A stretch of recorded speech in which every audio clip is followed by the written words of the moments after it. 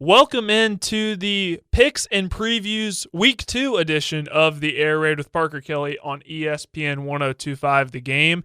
As I mentioned at the tail end of the last episode, there are some games that I'm really looking forward to this upcoming weekend. May not be as an exciting of a slate as Labor Day weekend was, but there are still some great games to look out for, and I'm going to pick those. I'm going to preview those.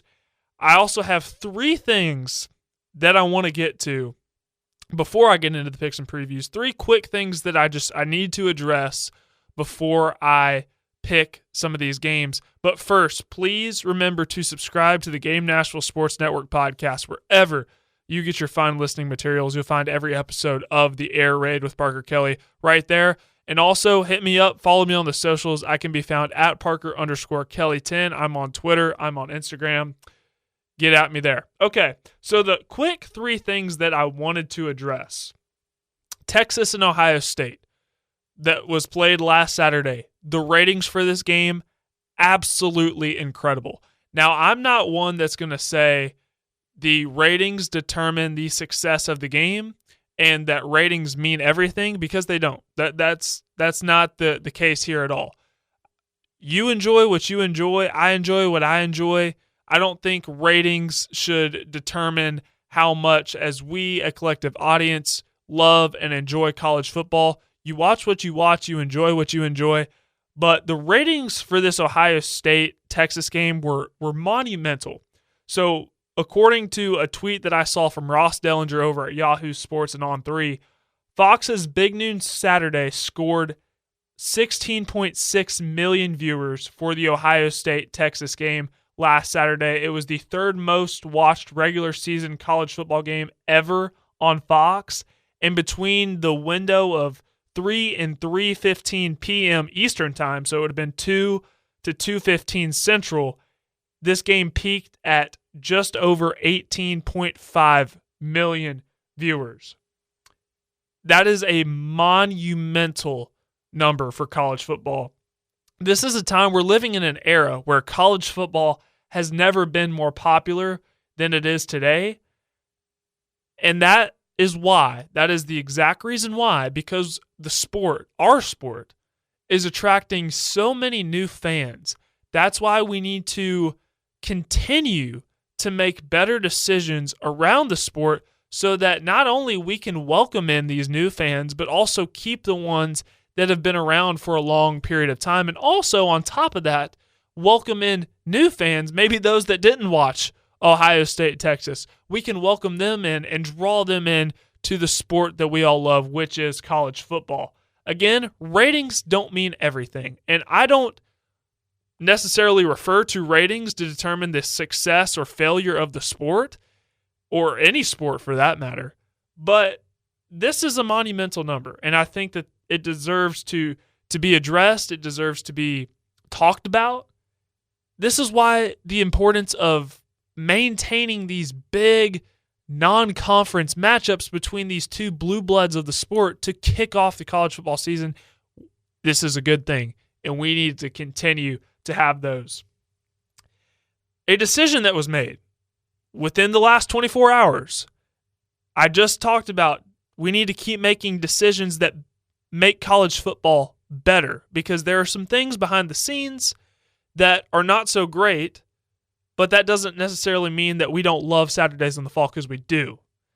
There was a decision that was made over the last 24 hours that was another step in the right direction, and that was the decision by the NCAA to approve a single college football transfer portal window in January. It'll be a 10-day window between January 2nd and January 11th. So right after the college football playoff quarterfinals end, there is a 10-day window. And that doesn't mean that a player enters and finds a new school during those 10 days. What this means is, instead of having a 30-day window for a player to enter the transfer portal, instead they have a 10. And during that 10-day window, all you have to do is enter your name into the portal. And you have however long that you need to find a new school. You just have to have your name entered in the transfer portal during those 10 days. This was a decision.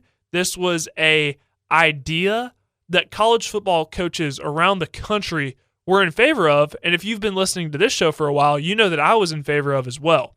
I believe having 2 different transfer portals was very bad for the sport because things like spring games, those things start to go away ever since the introduction of the spring transfer portal window, because you may have a coach come to your spring game and see a certain player that sticks out to them, and then boom, after spring football is over, that portal window opens up, and that same coach goes and plucks that player that he was looking at.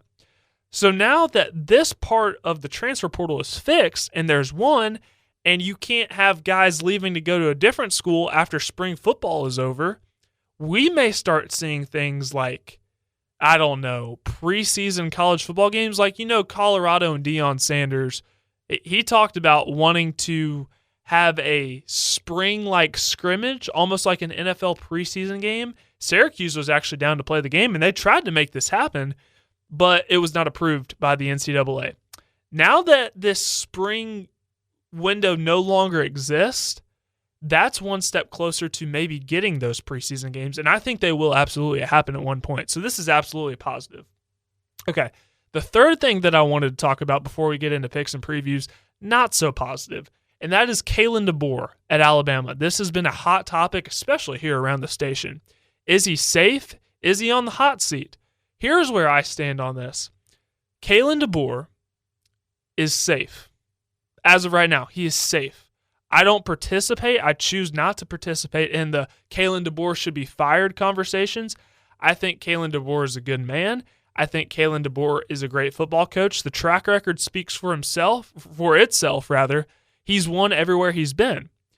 Here's the thing that happened with Alabama, and I talked about this on my recap episode that I did on Monday when I was talking about Alabama and Florida State. Here's the thing about Alabama's performance in Tallahassee last Saturday. It wasn't a coaching error. It wasn't the fact that there were dropped footballs. It wasn't missed passes. It wasn't missed assignments on defense. It wasn't defensive linemen penetrating the wrong gap. I don't think that that's why Alabama lost the football game to Florida State. What it boils down to is lack of effort. Dan Orlovsky watched the film. He put out on Twitter that he counted out 21 loaf plays by Alabama. 21 plays in which there was laziness spotted by Alabama. That type of thing would not happen under a Nick Saban coach team. Not because if you're not giving anything less, or if you are giving anything less than your absolute best, giving anything less than your max effort, you go in the locker room after a game at Alabama when Nick Saban is the coach, you don't necessarily have to worry about the coaches ripping you a new one. And trust me, they will. But you have to worry about the players ripping you a new one. Because oftentimes in those Nick Saban coach teams, Nick Saban, he ran that thing very, very well. He's the greatest coach of all time in college. But he also had player-led leaders that often leadership councils on those Alabama teams. And if you screwed up, oftentimes those player leaders would get to you before the coaches had a chance to. And on these Alabama teams under Kalen DeBoer, I haven't seen a whole lot of that player-led mentality. I don't see guys holding each other accountable on the sidelines. I'm not out there every day. I'm not at practices. So I don't know what that stuff is like behind the scenes, but I'm just telling you what I've been able to observe on the field and during games. I don't see that. So that part is concerning. I don't think it is a technique issue. I don't think it's an on-the-field mechanics type issue.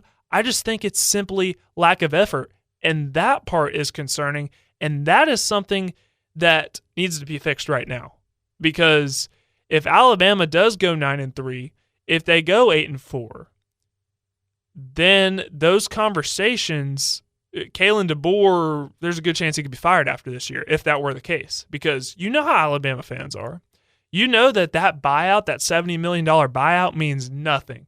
to those boosters because they will find a way. If they want you fired, they will find a way to run you out of town. And again, I don't participate in those conversations, but I'm just saying that issue of accountability and getting after guys and making sure they're not loafing on plays when they're not supposed to be. You should never loaf in a game. You should always be giving 100%. That has to be fixed. Okay. Now that I've addressed those three things, I want to get to picks and previews, starting with the big one. That is Michigan at Oklahoma, number 15 versus number 18, according to the Week 2 AP poll. This is very, very simple for me. It is a must-win game for Brent Venables. There has only been one coach in the history of Oklahoma football that has survived 3 losing seasons in their coaching tenure, and that was a coach that coached at Oklahoma over 100 years ago. Brent Venables has already had 2 losing seasons at Oklahoma. I don't believe he will be able to survive a third one, and I don't believe that Oklahoma will have a losing record. As you all know, I've picked Oklahoma to make my 12-team college football playoff. I'm very high on Oklahoma. I think their quarterback, John Mateer, is going to be holding up the Heisman Trophy at the end of the year. I'm very high on Oklahoma, and I've been very upfront about that.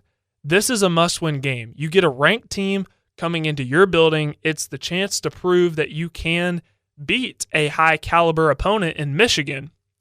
Now let's talk about Michigan. Let's talk about Bryce Underwood. That's going to be obviously a hot topic of conversation. We know 2 things about Michigan. When Jim Harbaugh was the head coach, they always ran the football to a very, very high level, an elite level. They played elite level defense.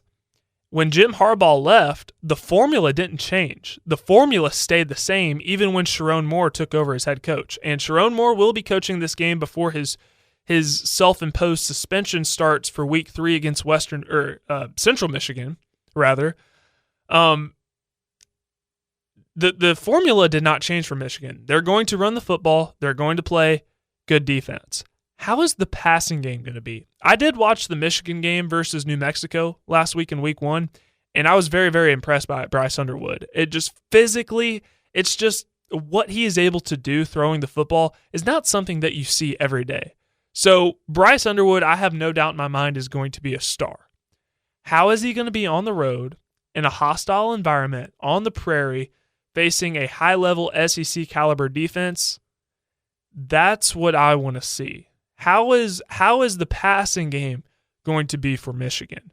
And vice versa for Oklahoma. John Mateer put up great numbers last week, but it was against Illinois State. Are they going to be able to run the football? There's questions with Jaden Ott, who is their running back transfer from Cal. He did not get the start last game, did not get a lot of carries. How much is he going to play this game? I'm interested to see those 2 dynamics, the Oklahoma run game and the Michigan passing game. It's time to make a pick because as of right now, I believe, I'll double-check the numbers, but I believe Oklahoma is a slight favorite in this game. And to be honest with you, I don't think this is going to surprise many of you, but I'm leaning Oklahoma heavily in this game. Not that I think it's going to be a blowout, but I believe Oklahoma is going to win this game because I believe so strongly in the dynamic of Ben Arbuckle, who was John Mateer's offensive coordinator last year at Washington State, and John Mateer himself. He's going to be throwing to guys like Deion Burks, who you didn't hear his name a whole lot last year because he was hurt, but he was a transfer from Purdue, and he's a very, very talented receiver. I believe strongly in this Oklahoma team. I know they're going to play good defense because Brent Venables is running the defense. I believe in Arbuckle and Mateer. Let's see how that run game looks, but I'm going to pick Oklahoma in this game, and they are a 4.5-point favorite according to ESPN Bet. The over-under is set at 44.5. I'm taking the over in this game, absolutely. All right, moving on to game number 2, and that is Iowa at Iowa State, a big rivalry game. Iowa State coming in at number 16 in the AP poll. Iowa, they have a quarterback transfer by the name of Mark Gronowski, who was the quarterback at South Dakota State over the last few seasons. And I feel like there was this big belief among Iowa fans that they were finally going to get a passing game with Mark Gronowski. And I really like the addition for Iowa, but I'm worried that instead of Mark Gronowski taking the passing game to Iowa, I'm worried that Iowa has happened to Mark Gronowski, meaning that last week against Albany, I think he threw for just over 40 yards and completed about 50, I think it was 55% of his passes. So not a great performance by Mark Gronowski.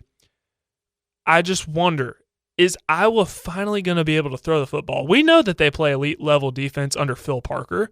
We know that they can run the football, but are they going to be able to throw it? And meanwhile, you're playing at Iowa State, Rocco Becht, an X factor for this team. An X factor. He seems like he always steps up to make the big play when the big play is needed. What are they going to get out of their transfer wide receivers? That's something that I'm interested to see, especially Chase Sowell, who is a transfer from East Carolina. Is he going to step up for Iowa State this game? This game, never bet the over in an Iowa State game if you're smart. Never bet the over. Take the under. This is going to be a low-scoring, one-possession game, but I'm going with Iowa State. I believe Iowa State is going to be right in the thick of the Big 12 conference championship picture, and I'm taking Iowa State to win this game over Iowa. All right, moving on. We got an interesting slate of games during the early window on Saturday. We have Illinois at Duke. This is an interesting game because Illinois has been getting a lot of praise this year because they returned 76% production from last year's team. They're getting some love that Illinois football has not received in a long time. In flipping the page to Duke, they have a transfer quarterback by the name of Darian Mensah, who is a transfer from Tulane. And I love Darian Mensah. I think he is a great talent. And these are two teams that don't traditionally play each other. We have Illinois, who's a northern team, traveling to the south to take on Duke. I like Illinois in this game. I think Duke is going to be a good football team this year because they're going to play good defense under Manny Diaz, who has been a great defensive coordinator in the past. He was just with Penn State 2 seasons ago as their defensive coordinator.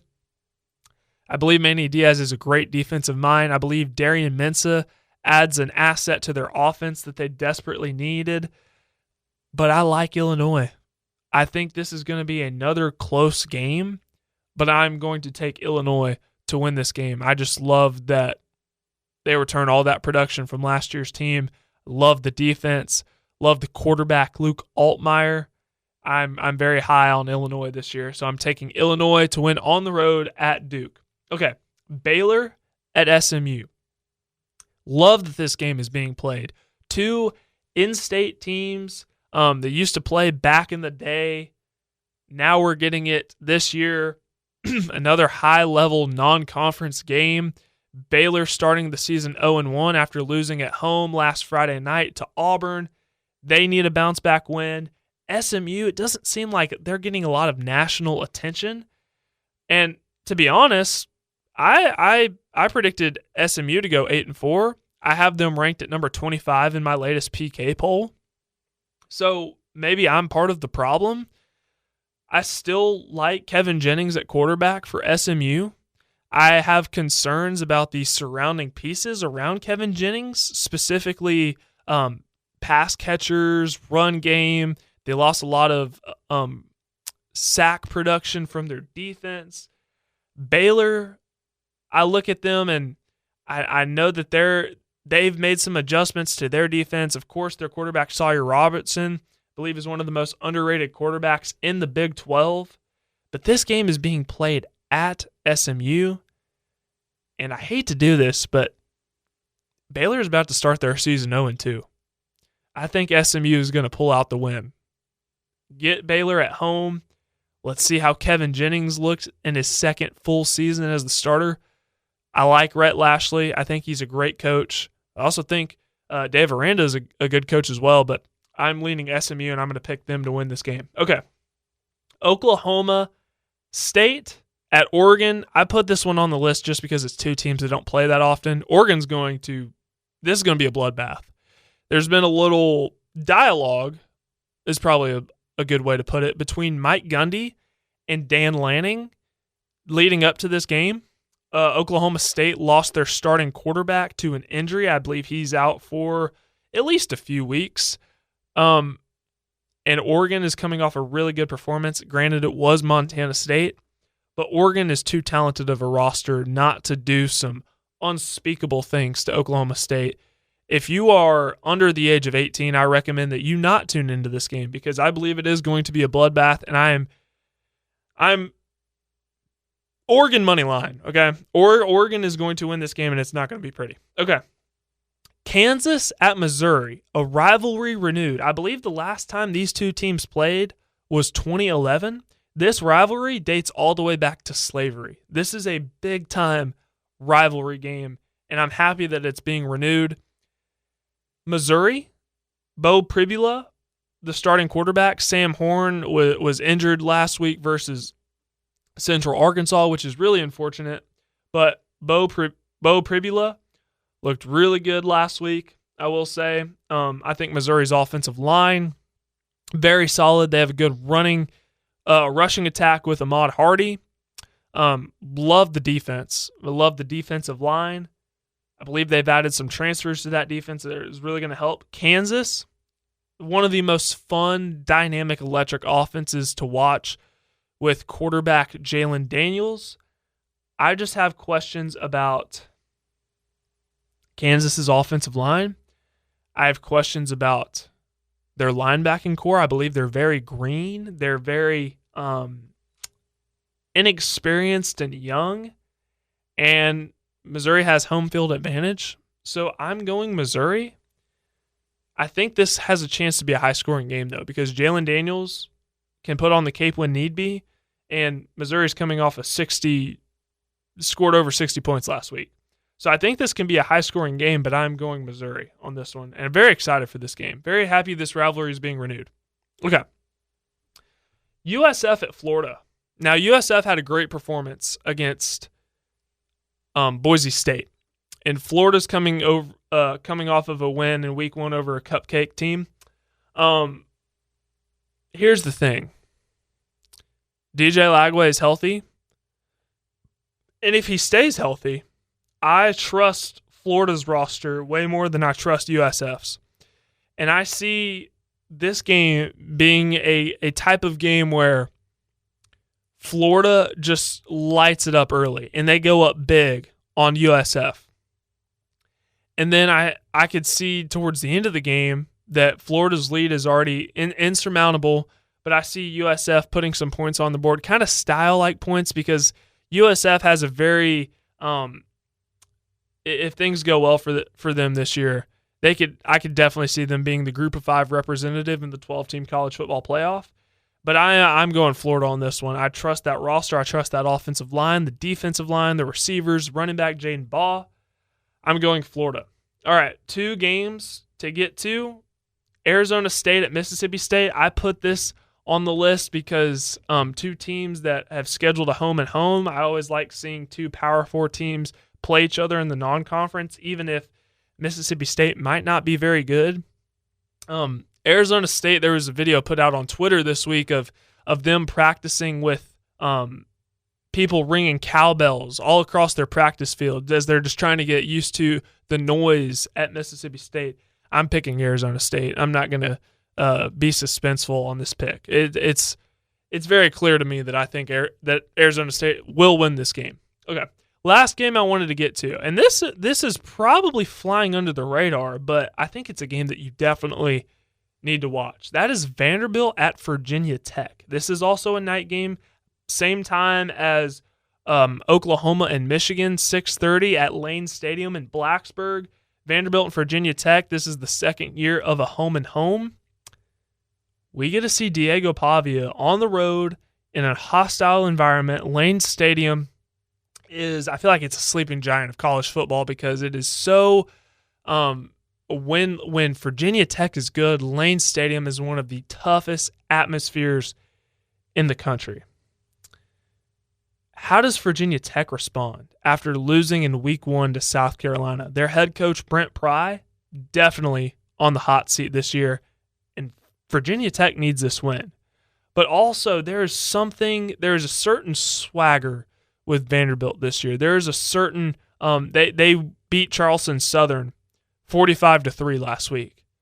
But there's just something different about the way Vanderbilt is carrying themselves this year, a different moxie where the players were genuinely upset that they gave up 3 points last week to Charleston Southern and didn't shut them out. We haven't seen that really at Vanderbilt before. So I have questions about Virginia Tech. I thought their defense played well for 2.5 quarters last week. I thought their wide receivers stepped up and made some big plays when need be. I think Kyron Jones is a very capable runner. I think he has a really strong arm, but oftentimes I question whether he will make plays with his arm consistently. So I'm going with Vanderbilt. I'm going with Vanderbilt outright. I think they win this game, get to 2-0. Virginia Tech falls to 0-2, and there's some questions in Blacksburg. All right, that about wraps up the Week 2 picks and previews edition of the Air Raid with Parker Kelley. Pretty quick episode, but I just wanted to get those out to you so you could listen before Week 2 of college football gets underway. Perfect preview episode for you. I'll have a recap episode of everything that happened this weekend for you. I'll have that ready to go on Monday, so make sure that you're staying on the lookout for that. Please subscribe to the Game Nashville Sports Network, and also please follow me on the socials. I can be found at Parker_Kelley10. In the meantime, take care, enjoy the great weekend of college football, and God bless.